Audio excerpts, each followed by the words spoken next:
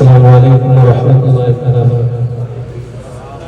ما شاء الله حبيبنا رسول الله صلى الله عليه وسلم തങ്ങളുടെ 1500-ാം ജന്മദിനത്തിന്റെ ഭാഗമായി നടത്തപ്പെടുന്ന മൗലിദ് സദസ്സിലാണ് നാമുള്ളത്.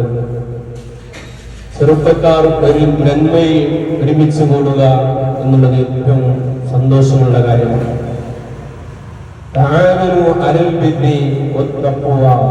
നിങ്ങൾ സഹായിക്കുമ്പോൾ നന്മയുടെ മേലെയും തഖ്വയുടെയും മേലെയും നിങ്ങൾ സഹായിക്കുക. ശത്രുതയുടെ മേലെയും അങ്ങോട്ടും ഇങ്ങോട്ടും യുദ്ധമുണ്ടാക്കാൻ വേണ്ടി നിങ്ങൾ സഹായിക്കരുതെന്ന് ഹബീബിന റസൂലുള്ളാഹി സ്വല്ലല്ലാഹു അലൈഹി വസല്ലമ തങ്ങളോട് അല്ലാഹു തആല പറഞ്ഞു കൊടുത്തതാണ് പരിശുദ്ധ ഖുർആനിലെ ത്വാഹ സൂറ. അതുപോലെ തന്നെ ഇസ്ലാമിന്റെ ഹദീസുകളിൽ പറഞ്ഞതാണ്, ചെറുപ്പക്കാർ ദീനുമായി ബന്ധപ്പെട്ടുള്ള ചെറുപ്പക്കാർക്ക് അർശിന്റെ തണലുള്ളതും മക്കത്താണെന്നും മദീനത്താണ് ഇവിടുന്ന് വഫാത്തായത്. 63 കൊല്ലം ഇവിടെ ജീവിച്ചു എന്നും അല്ലെ ഇതിന്റെ ഹദീസിന്റെ ചെറിയ ചെറിയ ഭാഗങ്ങളെല്ലാം പഠിപ്പിച്ചു കൊടുക്കുക. അയൽവാസി പട്ടിണി കിടക്കുമ്പോൾ വിരൽ നിർത്തുന്നവൻ എന്നിൽ പെട്ടവനല്ല. അതായത് അത് അന്യമതക്കാർ എന്ന് നോക്കിയിട്ടില്ല, അന്യവൻ എന്ന് ഹബീബന റസൂലുള്ളാഹി സ്വല്ലല്ലാഹു അലൈഹി വസല്ലം തങ്ങൾ പറഞ്ഞിട്ടില്ല. മനുഷ്യനെ മനസ്സറിഞ്ഞ് സ്നേഹിക്കുന്നവരാകണം, സഹായിക്കുന്നവരാകണം. അവിടെ ജാതി, മതം, വർഗ, വർണ്ണ അങ്ങനെ വ്യത്യാസമില്ല. അറുകടുത്ത ബിലാൽ റളിയല്ലാഹു അൻഹുവിനോടാണ് നബി സല്ലല്ലാഹു അലൈഹി വസല്ലം തങ്ങൾ ബാങ്ക് വിളിക്കാൻ പറഞ്ഞത്. അതേ സമയത്ത് സൽമാൻ അൽ ഫാരിസ് റളിയല്ലാഹു അൻഹു വെളുവെളുത്ത ആളായിരുന്നു. അവർ രണ്ടാളും ഒന്നിച്ച് അവരെ കൂടെയും ഭക്ഷണം കഴിപ്പിച്ചിട്ടുണ്ട് ഹബീബന റസൂലുള്ളാഹി സ്വല്ലല്ലാഹു അലൈഹി വസല്ലം. നമുക്ക് സദഖ ഒരുപാട് നിലക്ക് ചെയ്യാം, നന്മകൾ എങ്ങനെയും ചെയ്യാം. ഒരു പുഞ്ചിരി ധർമ്മമാണ്. എങ്ങനെ ധർമ്മമാകുന്നത്? മനസ്സറിഞ്ഞ് ചിരിക്കുമ്പോഴാണ് ധർമ്മമാകുന്നത്. അവനൊരു മനസ്സിൽ വിഷമം ബുദ്ധിമുട്ടല്ല വെച്ചത് കാണുമ്പോ നോക്കും, അതല്ല. അതുപോലെ തന്നെ നിങ്ങൾ എല്ലാവരും നോക്കലുണ്ട് വെക്കുന്ന ഇപ്പോ മരിച്ച സമയത്തല്ല, എല്ലാവരും നോക്കലുണ്ട്.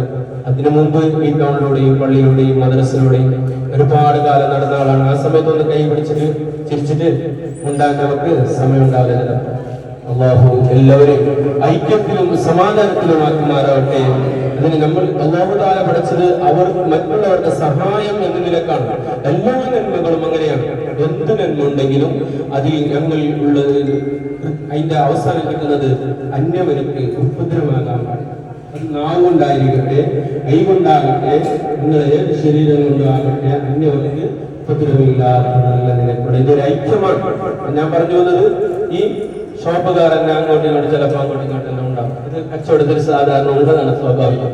ഹബീബന റസൂലുള്ളാഹി സ്വല്ലല്ലാഹു അലൈഹി വസല്ലം ഞങ്ങളുടെ വയസ്സിലല്ല കച്ചവടം ചെയ്യാൻ തുടങ്ങിയത്. ചെറിയ വയസ്സിൽ തന്നെ ഷാമിലേക്ക് പോയി ചരിത്രം പഠിച്ചു. എളാപ്പന്റെ കൂടെ ഷാമിലേക്ക് പോയി അപ്പന്നെ തുടങ്ങി, അതിന് ചരിത്രം തുടങ്ങിയിട്ടുണ്ട്. അപ്പൊ കച്ചവടം എന്നുള്ളത് അത് നബി സല്ലല്ലാഹു അലൈഹി വസല്ലം തങ്ങളും അബൂബക്കർ സിദ്ദീഖ് റളിയല്ലാഹു അൻഹു തുണിക്കച്ചവടക്കാരനായിരുന്നു. അങ്ങനെ ഒരുപാട് ആളുകൾ ചെയ്തിട്ടുണ്ട്. അല്ലാഹു തആല നമ്മുടെ ഈ ചെയ്യുന്ന ഷോപ്പുകാർ ചെയ്യുന്ന മൗലിദുകൾ കബൂലാക്കുമാറാവട്ടെ. ഒരുപാട് ഞാൻ നീട്ടി കൊണ്ടുപോകുന്നില്ല. അല്ലാഹു നീ സ്വീകരിക്കണം റഹ്മാനെ. ഇവർക്കൊരു മുതൽ കൊണ്ടാക്കണം റഹ്മാനെ. ഒരുപാട് ആളുകൾ അവരുടെ കുടുംബാംഗങ്ങളിൽ നിന്ന് വാപ്പ മരിച്ചവരുണ്ട്, ഉമ്മ മരണപ്പെട്ടു പോയവരുണ്ട്. അവർക്ക് എന്തെങ്കിലും സദഖ, ഇതിന്റെ എല്ലാം പ്രതിഫലം കിട്ടൂല എന്ന് വിചാരിക്കല്ല. നബി സല്ലല്ലാഹു അലൈഹി വസല്ലം തങ്ങളോട് ഒരു സഹാബി വന്ന് ചോദിക്കുന്നു, സഅദ് റളിയല്ലാഹു അൻഹു, അല്ല നബിയെ, എന്റെ ഉമ്മ മരണപ്പെട്ടു പോയി, ഞാൻ എന്ത് ചെയ്യണം?